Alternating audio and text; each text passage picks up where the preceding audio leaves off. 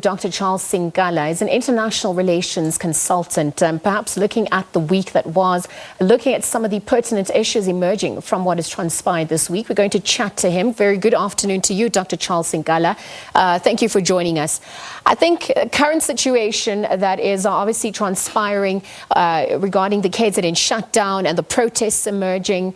We're also looking at the application to stay former President Jacob Zuma's arrest, which was dismissed with costs by the Pietermaritzburg High Court, and obviously the High Court suspending Ace Magashule. I think before we get into the nitty-gritties of what has been transpiring, what are the perceptions of the way of what's unfolding in South Africa to date?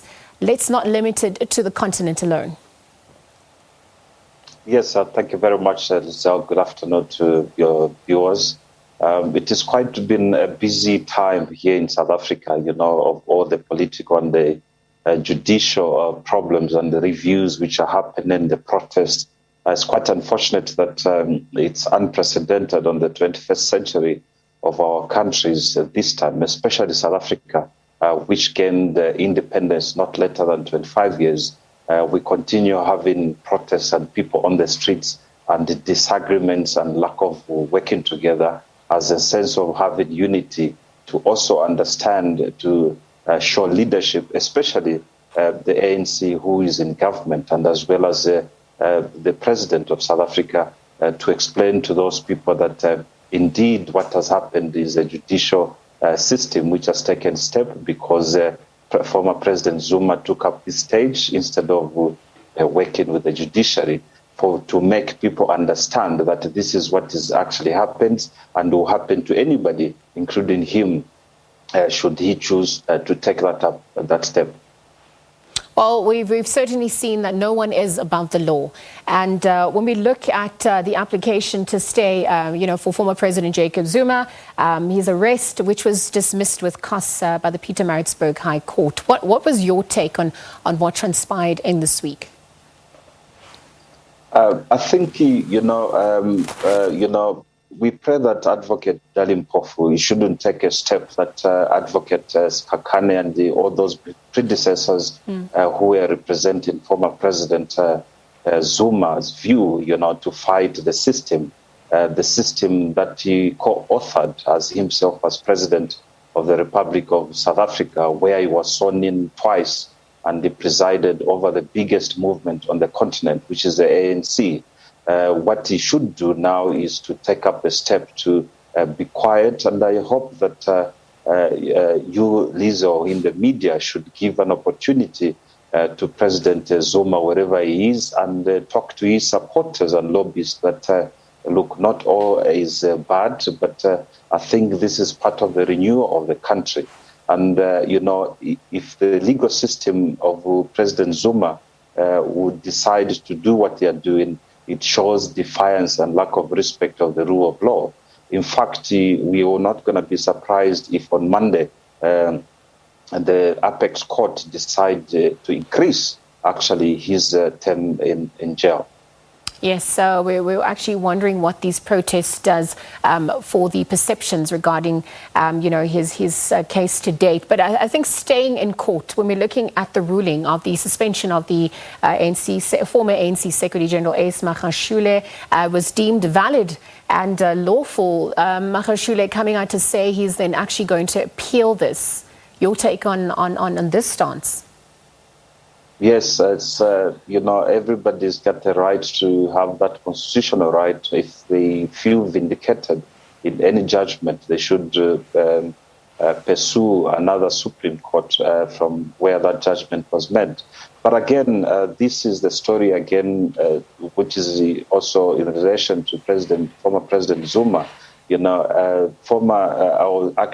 Suspended Secretary General Magashule is the highest official in South Africa at this stage, being in the ANC for many years, and he knows the system and he knows the law. So I do not know from my perspective how I can address such, to be defiant to the court of law. They know the rule, the interpretation is the same. I think the lack of the sense of working together as people in South Africa and factions, which should be put aside as we are trying to deal with things.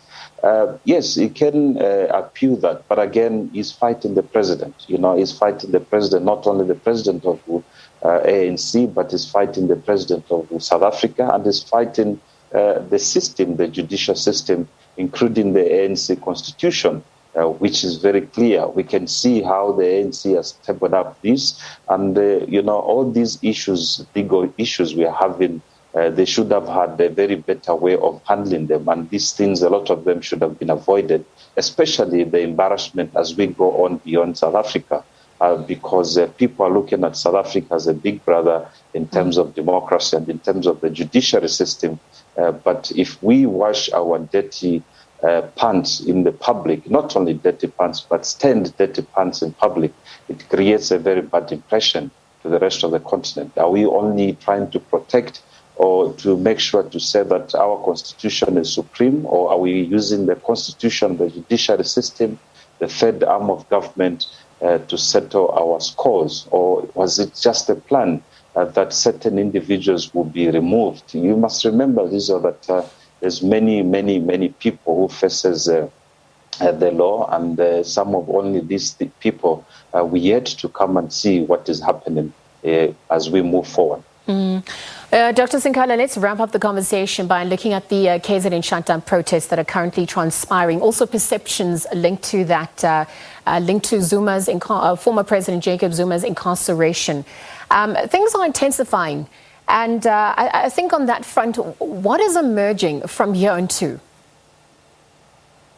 Yes, we can see that it's not only political emergency of those who protect and lobby for former President Zuma, and we can see also that we should not rule out the criminal elements, because, criminality takes chances on opportunities such as this. So when they hear that in KwaZulu-Natal this thing is happening, so all the criminals now, those who's been hijacking trucks, we've heard about what has been happening in KwaZulu-Natal, they will take up this opportunity to make sure that they loot the products coming from those trucks. We've already heard that one of the trucks belonging to one of the